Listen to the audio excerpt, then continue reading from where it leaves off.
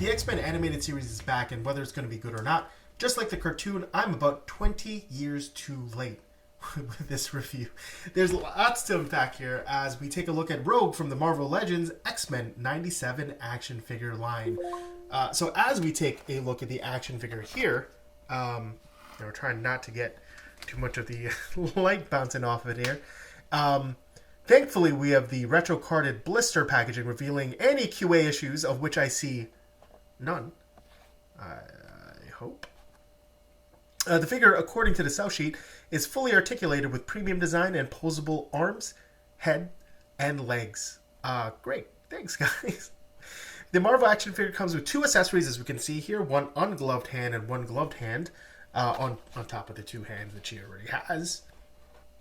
And the Hasbro Marvel action figures, 6-inch scale, make them great for posing and displaying in fans' collection. Now, let's take a look at the packaging. We've got clearly a more simplistic animated look, which looks really nice, and also reminiscent of what I thought I remembered in 97, but of course, whatever I remembered in 97 is probably a little bit poorer than this, but it looks really nice. I like it. And we can see the character. Let's just look at the back. We've got Magneto, Wolverine, Rogue, Storm, Bishop, and Gambit on the back, part of the Wave 1, and another photo of Rogue. Now, here's the thing. I can understand if you have a photo of the action figure when there is no blister packaging, but because there is blister packaging and you can already see the figure, I think it would have been nice if they just added like a file card or art or some kind of splashy images, maybe what's it called, a write-up of the X-Men series so far. But this is where we land. This is what we're getting. So let's take a look at the figure. As we take a look at the articulation here, we see swivel hinge ankles, double hinge knees, which are pinless, swivel thighs, ball jointed drop down hips, ball jointed torso hinge, standard ball jointed shoulders, bicep swivel, double hinge elbows, which are also pinless, forearm swivel, swivel hinge wrists, and a barbell jointed head. What I actually didn't notice looking into the blister card was that the hand that she was given actually is holding remnants of her glove. So what I've done is I've switched out the ungloved hand because you can see the details there. And boy, knowing Rogue, that is extremely menacing.